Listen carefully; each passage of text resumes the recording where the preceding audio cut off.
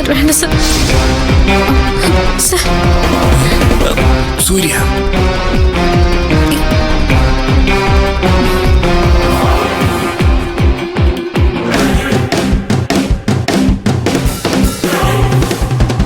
നന്ദിനിയുടെ ദേഹത്ത് കോഫി ഒഴിച്ചു തരാം. സൂര്യ, അളിയ ഞാനല്ല. പതിപോലെ എന്നെ ഒന്നും ചെയ്യരുത്. ചോദിച്ചു കേട്ടില്ലേ? എന്താ പേടിച്ചു പോയെല്ലാവരും? കോഫി ഒഴിച്ചത് ഞാനാ. അയ്യോ,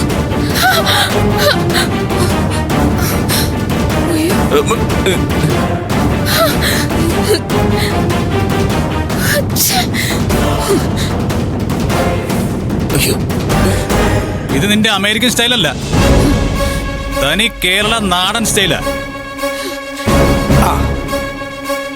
അതെ, അടിച്ചാൽ തിരിച്ചടിക്കുന്നവനാണ് സൂര്യന്ന് ഇവിടെ ആരും പറഞ്ഞു തന്നില്ല നിനക്ക്.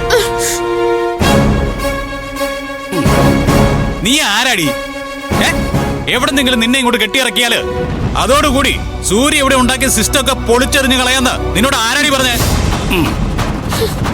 നോക്കുമോളെ, ഇതാണ് നമ്മുടെ ഒരു സ്റ്റൈല്. ഇതൊരു പക്ഷേ നന്ദിനി നിന്നോട് ചെയ്യില്ല, പക്ഷേ സൂര്യ ചെയ്യും. നമുക്കേ ഒരു ഗീവ് ആൻഡ് ടേക്ക് പോളിസിയാ. എന്താണോ ഇങ്ങോട്ട് കിട്ടുന്നത് അതിന്റെ 10 ഇരട്ടി തിരിച്ചു കൊടുത്താ എനിക്ക് ശീലം. മനസ്സിലാകട്ടെ നിനക്ക്?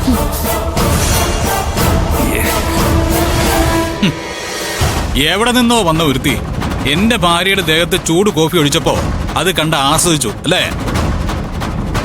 അതെ, ഇവളുടെ കണക്കേ ഞാനിപ്പോ തീർത്തുള്ളൂ. നിങ്ങളുടെ കണക്ക് ഞാൻ വെച്ചിട്ടുണ്ട് കേട്ടോ. അതിന് വാ.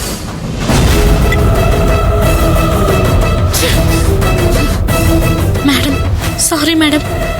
സൂര്യ സാറ് ചോദിച്ചപ്പോ എനിക്ക് പറയേണ്ടി വന്നത്. നന്ദിനി, ഇവളോടൊന്നും സോറി പറയേണ്ട ഒരു കാര്യമില്ല. ക്ഷമ പറയേണ്ടതും ക്ഷമ കാണിക്കേണ്ടതും മനുഷ്യരോടാ, ഇതുപോലുള്ള മൃഗങ്ങളോടല്ല. പറയാൻ കൂട്ടും വാ.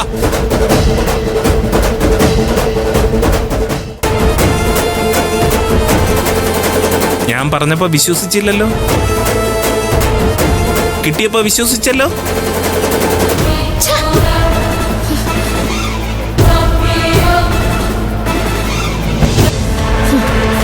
ജയിച്ചു എന്ന് അവൻ വിചാരിക്കും, പക്ഷേ അവൻ തോൽക്കാൻ തുടങ്ങിയിട്ടേ ഉള്ളൂ.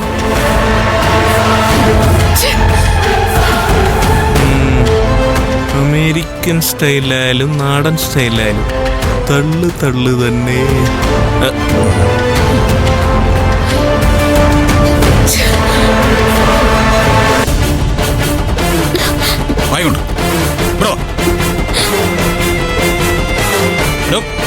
ഇന്നലെ രാത്രി തന്നോട് ഞാൻ എന്തൊക്കെയാ പറഞ്ഞത്?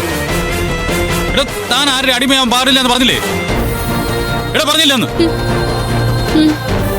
എടോ, ഈ വീട്ടിലുള്ള മറ്റു സ്ത്രീകൾ എന്താണോ ചെയ്യുന്നത് അത് മാത്രമേ താനും ചെയ്യാൻ പാടുള്ളൂ എന്ന് ഞാൻ പറഞ്ഞില്ലേ? എടോ, പറഞ്ഞില്ലേന്ന്? പറഞ്ഞു. തന്നോട് അടുക്കള കയറി പോരെന്ന് ഞാൻ പറഞ്ഞല്ലേ? എന്നിട്ട് എന്തിനാ താൻ കോഫി ഉണ്ടാക്കി അവളുടെ മുന്നിലേക്ക് പോയത്? ആ, അത് തന്നെ അവളും പറഞ്ഞുകൊണ്ടിരിക്കുന്നത്.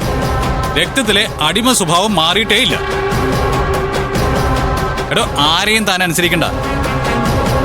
തന്നെ സ്നേഹിക്കുന്നവർക്ക് വേണ്ടി താൻ അനുസരിക്കുന്നത് മനസ്സിലാക്കാം. തന്നെ ഇഷ്ടപ്പെടുന്നവരെ താൻ അനുസരിക്കുന്നത് മനസ്സിലാക്കാം.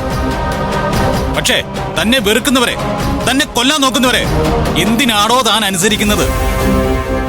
എടോ, എന്തിനാ അവരുടെയൊക്കെ മുമ്പിൽ നടുവും വളച്ച് തുപ്പാനായിട്ട് നിന്ന് കൊടുക്കുന്നത്? നോക്ക്, താൻ എന്റെ ഭാര്യയെ ഈ വീട്ടിനകത്തുള്ള എല്ലാവർക്കും ഈക്വല. ഇവിടെ തന്നെക്കാൾ വലുതായിട്ട് ആരുമില്ല. എടോ, ആദ്യം അതൊന്ന് തലക്കുള്ളിലോട്ട് കയറ്റി വയ്ക്കും. കരയണ്ടോ? കരയണ്ടാന്ന്. എടോ, ഞാൻ തന്നോടുള്ള ദേഷ്യം കൊണ്ടല്ല ഇങ്ങനെ നിയന്ത്രണം വിട്ട് പോകുന്നത്. എടോ, തനിക്ക് നേരെ ആരെങ്കിലും ഒരു വാക്ക് പറയുമ്പോ, തന്നെ ദ്രോഹിക്കുന്ന രീതിയിൽ ആരെങ്കിലും ഒരു കാര്യം ചെയ്യുമ്പോ അതെന്റെ നെഞ്ചിലാ തട്ടുന്നേ. നന്ദിനി, തന്നെ ഇങ്ങനെ ഒരു പൊസിഷനിൽ കാണാൻ എനിക്ക് ഇഷ്ടമില്ല. You are just equal to me. Nandini, താൻ എന്തെങ്കിലും ഒന്ന് പറ. സർ, അയ്യോ, ഓ, എടോ, ആദ്യം തന്റെ ഈ സാറ് വിളി നിർത്തേണ്ടത്. എടോ, ഈ വിളി മാറ്റണം. ഇനി മുതൽ ഈ വീട്ടിൽ താൻ എന്നെ സാറെന്നോ മറ്റുള്ളവരെ മേഡെന്നോ വിളിക്കാനേ പാടില്ല. പിന്നെന്ത് വിളിക്കാനാ? എടോ, ഒരു ഭർത്താവിന്റെ ഭാര്യ എങ്ങനെയാണോ വിളിക്കുന്നത് അതുപോലെ തന്നെ ആയിരിക്കണം താൻ എന്നെ വിളിക്കുന്നത്. ഇനി സാറെന്ന് വിളി എന്റെ ചെവി വരാൻ പാടില്ല, കേട്ടല്ല? ഇത് ഞാൻ ശീലിച്ചു പോയില്ലേ സർ, പിന്നെ എങ്ങനെയാ പെട്ടെന്ന് മാറ്റുന്നത്? മാറ്റണം. എടോ, ശീലിച്ചു എന്ന് പറഞ്ഞ ഒരു കാര്യത്തിൽ കടിച്ചു തൂങ്ങി കിടക്കരുത്. മാറ്റേണ്ടത് മാറ്റിയേ പറ്റൂ. ഓക്കെ, ഇനി മുതൽ സാറെന്ന വിളിയില്ല. പകരം താൻ എന്നെ എന്താ വിളിക്കാൻ പോകുന്ന പറ.